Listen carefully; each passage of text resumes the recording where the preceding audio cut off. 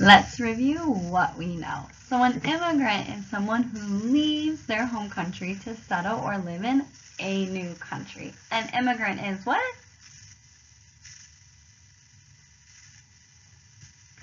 And they do this for two different reasons. So one reason is a push factor. And these are reasons why an immigrant would want to leave their home country too. And some examples would be no freedom of religion, so they're told what they have to believe. They have money problems, which means they probably don't have a lot of money. And there's maybe problems in the government. They don't believe in their leaders, and they don't think that they're there to try to help them. Another reason people leave are called pull factors. And pull factors make you want to come to a new country. They want you to. And reasons why you might want to go or come to a new country is because you would have freedom of religion, so you're allowed to choose what you want to believe. You have freedom of speech, so you can say what you're thinking. And you have a better job opportunity. With better jobs, you're making more money so that you can have more opportunities in your life. And last, we learned about the motto of the United States, which is E pluribus unum, which means out of many, one. We also learned that immigrants, when they come to the United States, they either come from the East Coast or the West Coast. So European immigrants went through Ellis Island on the East Coast. Europe, Ellis Island, East Coast. So all of them began with the letter E, just as a little hint, hint, wink, wink. Next, we have the Asian immigrants, and they went through Angel Island on the West Coast. This one isn't all the same letters, but it does have two. A for angel, A for Asian. And an immigration center is where the American government would decide if immigrants would be allowed to enter the United States or if they would be sent home to their home country. And remember, they did this by having interviews with the immigrants to ask them questions about who they were, what their plans were when they got to the United States, and getting checked out by a doctor to make sure that they were healthy. When they arrived at Ellis Island, they also saw a big statue called the Statue of Liberty, and this was a symbol of freedom. Many immigrants called the United States the land of opportunity because immigrants had a chance of getting a better life. And immigrants, when they moved to the United States, lived in ethnic neighborhoods, and that would just be an area in town where people all from the same home country could live together so they could share their customs. So that would be all the Chinese immigrants living in Chinatown, all the Irish immigrants living together. So they're just all living together to make them feel more at home in the new country. In today's story, we're going to learn about another immigrant family. Now, this immigrant family came from Sweden, which is in Northern Europe. So I'm going to highlight Northern Europe in red on our map. You can see me drawing a circle. And when they moved to the United States, they moved to Wisconsin, which is the red state on the bottom U.S. map. When they moved to the United States, they didn't stay on the coast. They moved to what we call the Midwest, And when immigrants lived in the Midwest, they were living in the country. So it was different than the lives of the two other immigrant families that we learned about who lived in big cities. How do you think life is going to be different for immigrants between living in the city or living in the country?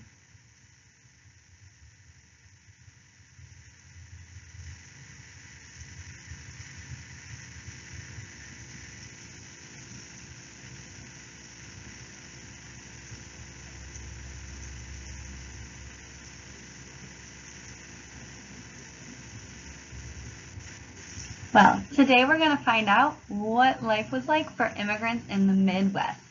Let's go. Lars and Karen Anderson looked out over the fields. The rich, dark brown soil of Wisconsin reminded them of the best farmland back in Sweden. Lars knelt down and scooped up some dirt in his hand, and Karen thought, Lars can read the soil the way some people can read books. Somehow he knows if it's good or bad for growing crops. Now Lars stood up.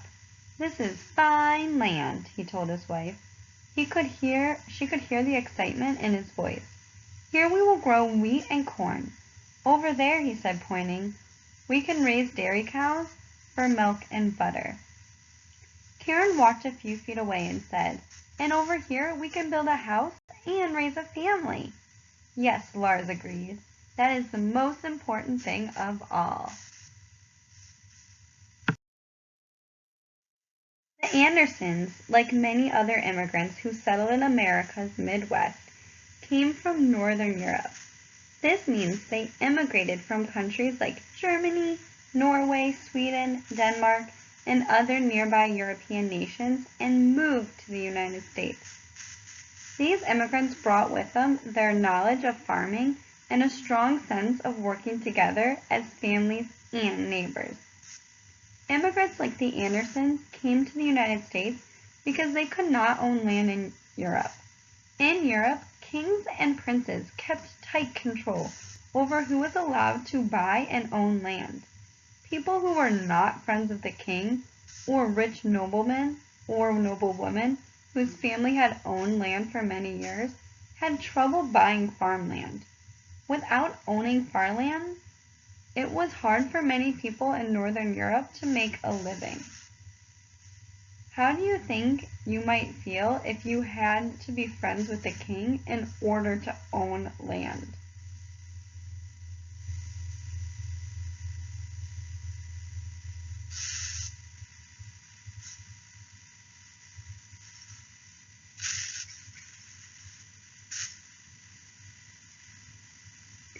Friends of the Andersons, who had already settled in Wisconsin and nearby Minnesota, had written letters back home to Sweden saying, "Join us in America. Things are different here in the United States. Here, you don't have to be the king's friend to buy and own land. You just have to be willing to work very hard." Who is this U.S. president? Yeah, it's Abraham Lincoln. During the American Civil War in 1862, the American government, under President Lincoln, gave huge amounts of government-controlled land to a homesteader. A homesteader is land someone settles on to live and farm. So a homesteader is the person who builds the homestead, having an area of land to live on, so you're building your house, and you're farming and growing crops there. The government made it easy for farmers to own as much as 160 acres of land, which was more than enough for a successful farm. 1 acre of land is almost the same size as an American football field. Can you imagine owning and farming 160 football fields worth of land? A homesteader had to build a house on the land and farm the land for at least 5 years. For how many years? At the end of that time, so after 5 years, for a fee of $18 for the person or the family would own the land legally or according to the law. Many different people could become homesteaders. For example, unmarried men or women could become homesteaders. People coming to America as immigrants could become homesteaders. The United States gave all sorts of people a chance to own land and make a new life. Millions of people from across the United States and immigrants from many other nations came to the Midwest to lend their farming skills and worked hard to build up the United States. With the hope of owning land and making a better life for themselves and their children, Karen and Lars sold nearly everything they owned in Sweden, bought tickets to America, crossed the sea on a ship, and ended among the low gently rolling hills of Wisconsin. Now that they had made it to Wisconsin, they had to decide what to do with their land. Laura said to Karen, "We will leave that patch of forest for now, and we will start with the land that is already cleared." That means that it's just a plain open land. There's no trees or bushes on it. "We will get a mule and a plow to loosen the soil and get the land ready to plant. To afford this, we will have to borrow some money and add to the money we still have left from Sweden. And we will build a house," Karen said. "It doesn't have to be a big one. We can add on to it later when we're more settled and have earned more money." And that's what they did. All across the Midwest of the United States, other immigrant farmers were doing the same thing, working hard and starting a new life.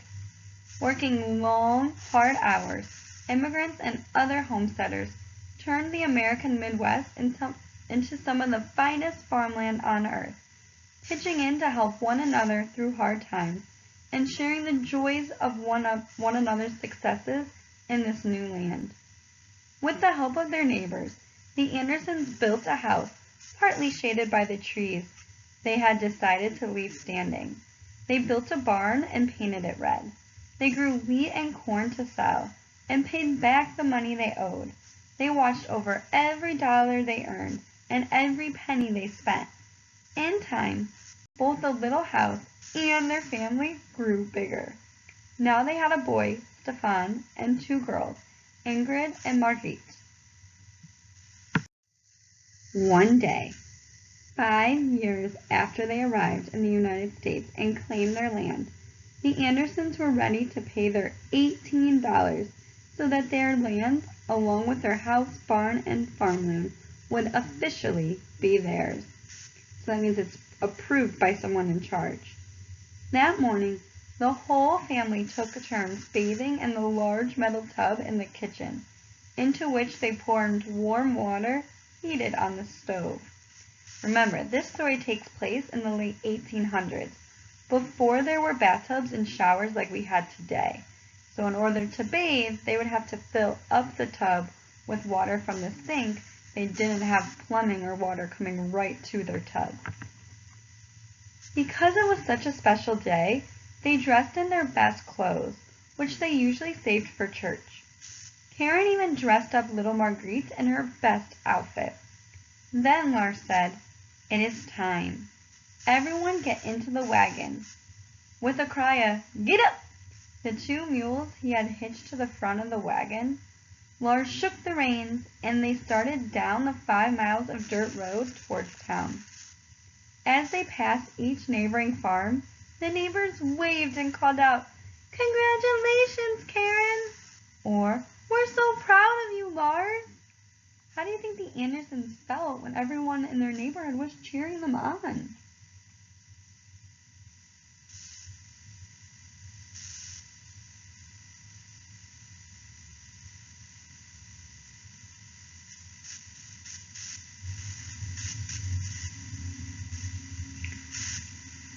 Karen and Lars waved back and smiled.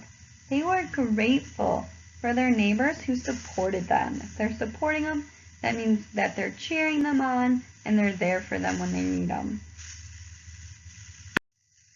At last, the Andersons reached town. Lars stopped the wagon in front of the government building and helped Karen and the children from the wagon. They walked inside and up to the counter. Proudly, Lars told the clerk, "Good morning, Mr. Elgrid. We have come to claim our land." Less than 5 minutes later, Mr. Elgrid smiled and held out his hand to shake. "Congratulations, Lars," he said. "Congratulations, Karen." He then turned to the 2 oldest children, Stefan and Ingrid, and said, "And congratulations to you too. Thanks to your mother and father, one day you will own the land too." And Lars and Karen Anderson, farmers and now officially landowners, proudly walked out the door and took their family home. Now we're going to move on to our independent work. You can complete this online on Edge Elastic, or you can do it in your packet. The first question is, why was the U.S. called the land of opportunity? Your sentence starter is, the U.S. was called the land of opportunity because.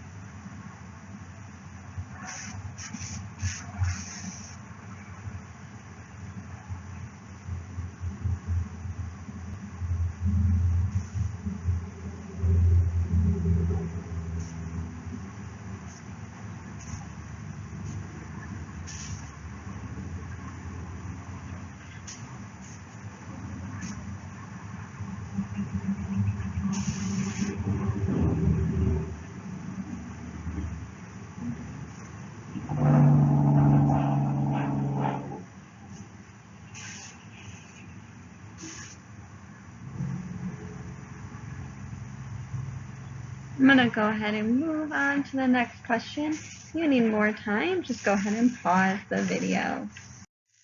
Our next question is a vocab match. Our words are legally, homestead, officially, supported. Our first statement, helped or encouraged. Is that legally, homestead, officially, or supported? You helped or encouraged.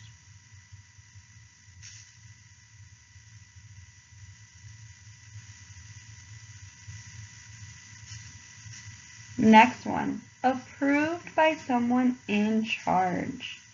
Is that legally, homestead, officially, supported? It's getting approved by someone in charge.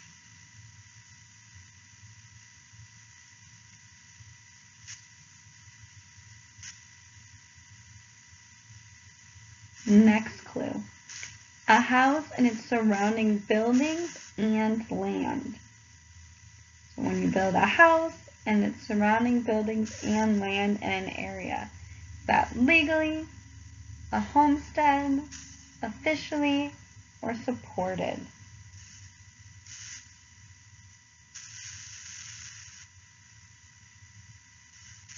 And the last one, allowed by law. Is that legally, homestead, officially, or supported? And our last question today, what was life like for immigrants in the Midwest? So what things did they do when they were living there, and was it hard or easy? Life for immigrants in the Midwest was blank. You could say was easy because, was hard because.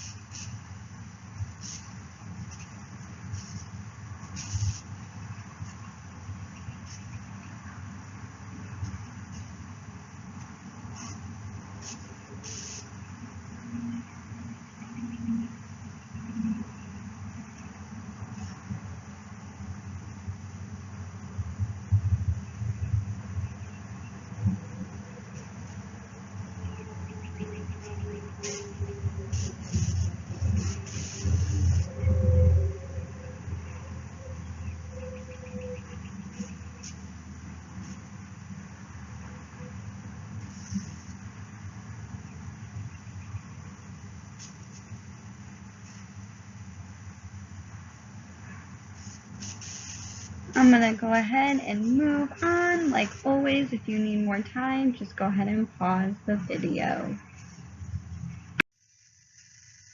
Well, that's all for our lesson today. So make sure you're completing your work in your packet or online on Edge Elastic.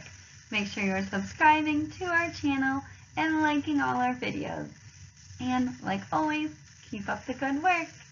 Bye!